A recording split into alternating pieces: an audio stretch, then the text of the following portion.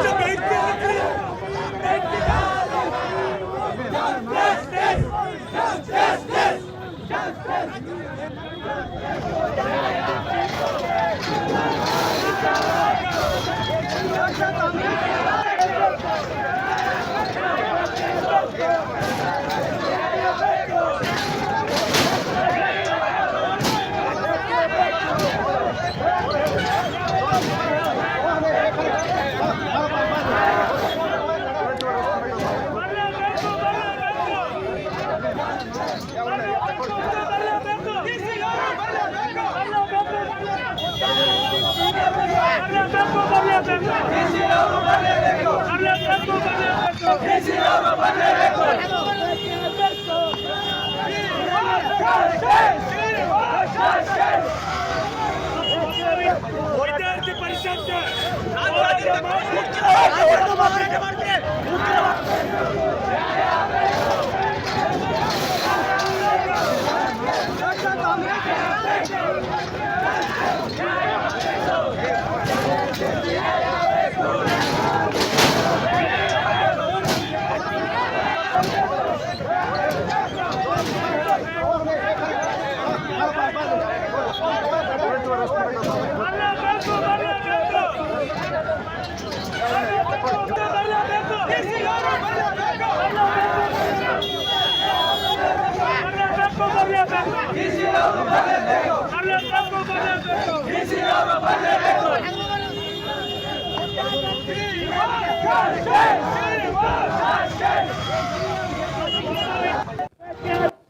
ಏನು 28 ಜನ ಸಾವನ್ನಪ್ಪಿದ್ದಾರೆ, ಅವ್ರನ್ನೂ ಹತ್ಯೆಯನ್ನು ಮಾಡಿದ್ದಾರೆ, ಉಗ್ರವಾದಿಗಳು ಹತ್ಯೆಯನ್ನು ಮಾಡಿದ್ದಾರೆ. ಅವರಿಗೆ ಭಾವಪೂರ್ವ ಶ್ರದ್ಧಾಂಜಲಿ ಸಲ್ಲಿಸ್ತೇನೆ. ಅದಾದಮೇಲೆ ಅಲ್ಲಿ ನಡೆದಿರುವ ಹತ್ಯೆಯನ್ನು ಇಡೀ ದೇಶವೇ ಖಂಡಿಸುವಾಗ ನಮ್ಮ ರಾಜ್ಯದ ಮುಖ್ಯಮಂತ್ರಿಗಳು ಒಂದು ಹೇಳಿಕೆಯನ್ನು ನೀಡುತ್ತಾರೆ. ಏನು ನೀಡ್ತಾರೆ ಅಂದರೆ, ಇವತ್ತಿನ ದಿವಸ ನಮ್ಮ ಭಾರತದಲ್ಲಿ ಶಾಂತಿಯುತವಾಗಿ ಈ ಪ್ರಾಬ್ಲಮನ್ನು ಸಾಲ್ವ್ ಮಾಡ್ಬೇಕಂತ ಹೇಳ್ತಾರೆ.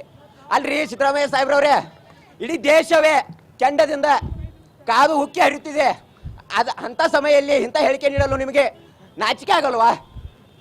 ಅದೇ ರೀತಿ ಅದನ್ನು ಪ್ರಶ್ನೆ ಮಾಡಿದ್ದಕ್ಕೆ ನಿನ್ನೆ ಏನು ಮಹಿಳೆಯರು ಪ್ರಶ್ನೆ ಮಾಡೋಕ್ಕೆ ಹೋಗಿದ್ರು, ಮಹಿಳೆಯರದು ತಪ್ಪನ್ನಾಗಿಲ್ಲನ. ಯಾಕಂದ್ರೆ ಈ ಭಾರತದ ಪ್ರಜೆ ಆದ್ಕೂಲೆ ಕಪಾಳ ಮೋಕ್ಷ ಮಾಡಲು ಹೋಗಿದ್ದಾರೆ, ಅಂದ್ರೆ ಹತ್ಯೆ ಮಾಡಲು ಯತ್ನಿಸಿದ್ದಾರೆ. ಈ ಹಿಂದೆ ಕೂಡ ಜಿಲ್ಲಾಧಿಕಾರಿಗೆ ಅದೇ ರೀತಿ ಅಸಭ್ಯವಾಗಿ ವರ್ತಿಸಿದ್ರು. ಹಿಂಗೆ ಮುಂದೆ ಹಾಕೊಂಡ್ ಹೊಂಟ್ರೆ ಹೆಂಗ? ಇವ್ರು ಸಾಮಾನ್ಯ ಒಂದು MLA ಅಲ್ಲ, ಒಂದು ಕಾರ್ಪೊರೇಟರ್ ಅಲ್ಲ, ಇವರು ಒಂದು ರಾಜ್ಯದ ಮುಖ್ಯಮಂತ್ರಿಗಳಾಗಿದ್ದಾರೆ. ಮುಖ್ಯಮಂತ್ರಿಗಳಾಗಿ ಇವ್ರು ಈ ರೀತಿ ಮಾಡೋದು, ಈ ರೀತಿ ವರ್ತಿಸೋದು ಯಾವ ಪ್ರಕಾರ ಇವ್ರು ಈ ರೀತಿ ವರ್ತಿಸಿದಾರೆ? ಇವ್ರು ಸರಿಯಾದ ಲೀಡರ್ಶಿಪ್ ಕ್ವಾಲಿಟಿ ಅಲ್ಲಿದೆ. ಇದೇ ರೀತಿ ಮುಂದೆ ಹೊಂಟ್ರಂದ್ರೆ ABVP ಇದಕ್ಕೀಗ ಉಗ್ರವಾದ ಹೋರಾಟ ಅಂತ ಮಾಡ್ತೈತಿ. ಮತ್ತು ಅದೇ ರೀತಿ ಇವ್ರು ಕುರ್ಚಿ 5 ವರ್ಷ ಮಾತ್ರ ಸೀಮಿತ. ಅದೇ ಒಂದು ಪೊಲೀಸ್ ಆಗ್ಬೇಕಂದ್ರೆ ಅವ್ರು ಸುಮಾರು ಒಂದು 5-6 ವರ್ಷ ಕಲ್ತು ಹಗಲು ರಾತ್ರಿ ಕಷ್ಟಪಟ್ಟು ಪೊಲೀಸ್ ಆಗ್ತಾರೆ. ಅವರ ಅಧಿಕಾರಕ್ಕೆ ಅವ್ರ ಬೆಲೆ ಏನು ಕೊಟ್ಟಿರೋರು? ಜಿಲ್ಲಾಧಿಕಾರಿಗೆ ಏನು ಬೆಲೆ ಕೊಟ್ಟಿರೋರು? ಇವ್ರು ಕುರ್ಚಿ 5 ವರ್ಷ, ಅದು ಜನರು ಇವ್ರನ್ನ ಬೆಂಬಲಿಸ ಕಪಾಳ ಮೋಕ್ಷ ಮಾಡಲು ಹೋಗಿದ್ದಾರೆ, ಅಂದ್ರೆ ಹತ್ಯೆ ಮಾಡಲು ಯತ್ನಿಸಿದ್ದಾರೆ. ಈ ಹಿಂದೆ ಕೂಡ ಜಿಲ್ಲಾಧಿಕಾರಿ